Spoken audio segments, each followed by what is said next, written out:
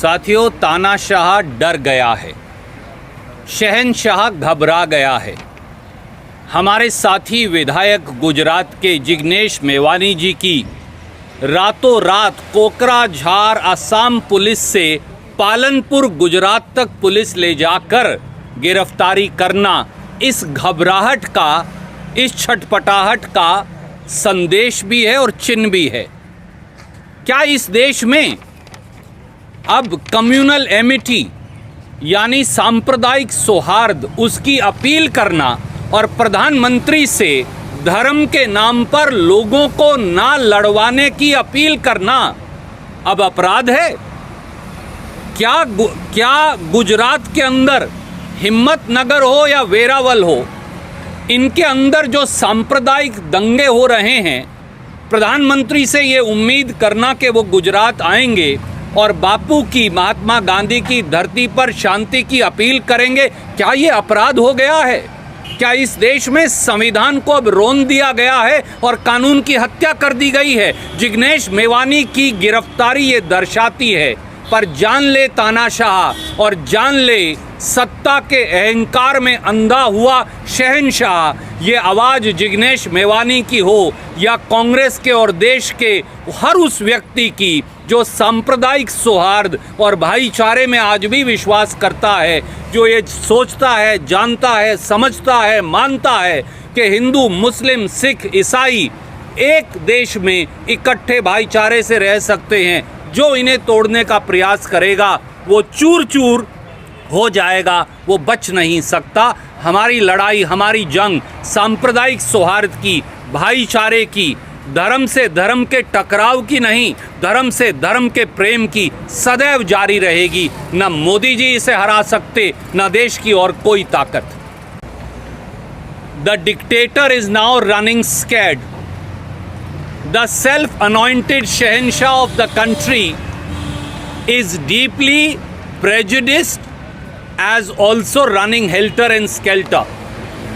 The arrest of our friend, colleague, Gujarat MLA Jignesh Mevani by police of Kokrajhar, Assam in Palanpur, Gujarat, just for a single tweet asking the Prime Minister to appeal for communal amity and brotherhood in Gujarat reflects the deep-rooted prejudice, the scare, the fear among those sitting in the citadels of power in Delhi today. Does the Prime Minister and the Bharatiya Janata Party think that they can browbeat Jignesh Mevani and every voice of this country, irrespective of political affiliation, rising for communal amity, for brotherhood, for cohabitation, for cohesion, for walking hand in hand together for progress of India? Do they think they can trample upon constitution and murder rule of law in broad daylight? Do they think that appealing for communal amity, brotherhood and cohesion is now a crime in this country? Is only communalization and spreading hate and fear is the only mantra that this government knows? These voices will not die down. They will not be cowed down. Whether it is of Jignesh Mevani or millions and millions and millions of Indians not necessarily belonging to political spectrum, who want that India should progress, who want that India should walk hand in hand, who want that the differentiations of caste and religion should not block our path to progress, rather than enhance it. And we shall continue this fight, Mr. Modi. We will not be cowed down. Mevani ji के साथ पूरी कांग्रेस और इस देश का हर सजग व्यक्ति कंधे से कंधा मिलाकर खड़ा है। हम लड़ेंगे, हम ना डरेंगे, ना झुकेंगे। राहुल गांधी जी का सदैव एक निर्णय रहा है कि हम हर अहंकारी सत्ता के खिलाफ छाती अड़ाकर लड़ेंगे, ना डरेंगे, ना झुकेंगे, ना पीछे हटेंगे। जिग्नेश मेवानी को गिरफ्तार करिए, मुझे गिरफ्तार करिए, राहुल गांधी जी को गिरफ्तार करिए, कांग्रेस के और इस देश के हर उस व्यक्ति को गिरफ्तार कर जेल की सलाखों के पीछे भेज दीजिए जो इस देश में सांप्रदायिक सौहार्द चाहता है। पर ये देश इस देश की मूलभूत सभ्यता पर आप आक्रमण जो किया है उसे कभी हरा नहीं पाएंगे।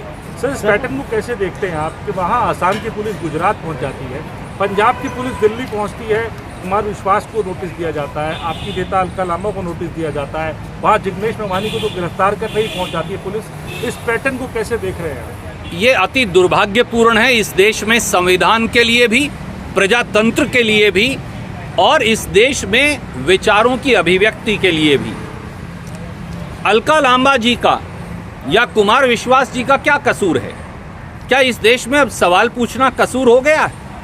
क्या आप 15, 20, 25, 50, 100 पुलिस के लोग और दिल्ली पुलिस पंजाब पुलिस के साथ कैसे मिली हुई है? ये भी एक सवाल उठता है। क्या ये कहीं मिली भगत से हो रहा है? ये भी एक सवाल उठता है। हमारे पंजाब कांग्रेस के अध्यक्ष, विपक्ष के नेता, हमारे पंजाब के प्रभारी, हमने इस बात का पूरा संज्ञान लिया है और अगर ज़रूरत पड़ी तो हम सब गिरफ्तारी देंगे। अगर सवाल पूछना इस देश में अपराध है तो जान ले सत्ता में बैठे हुए हुक्मरान, हम ये अपराध बार बार करेंगे।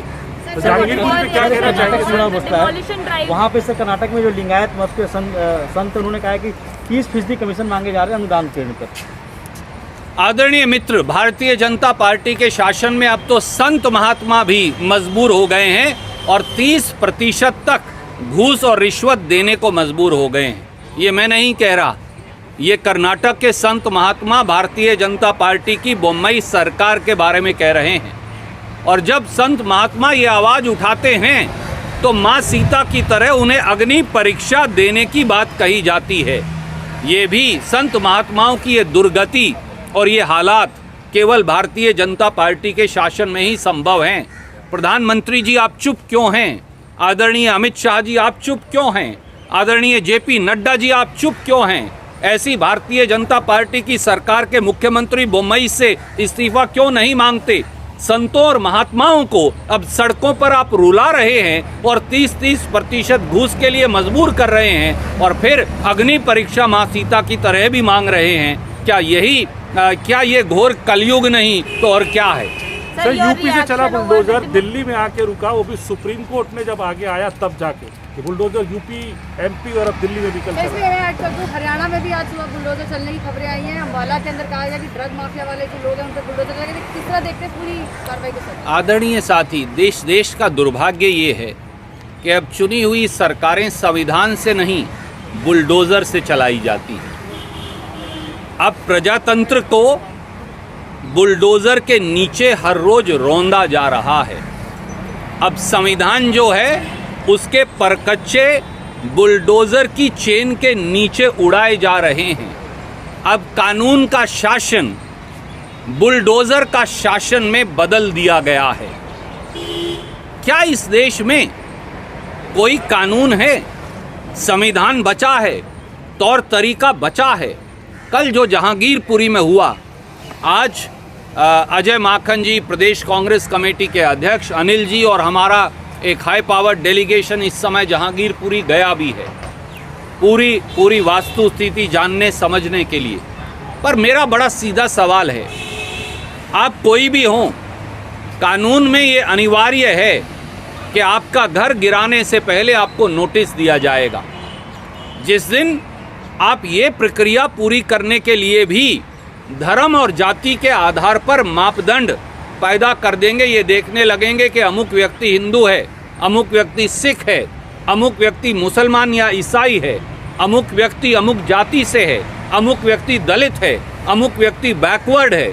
अगर इस आधार पे बुलडोज़र चलेगा तो माफ़ कीजिए, ये देश चल नहीं पाएगा, क्योंकि आप पूरे देश की आत्मा को बुलडोज़र के नीचे रौंद रहे हैं। इससे निंदनीय बात कोई हो नहीं सकती। धन्यवाद।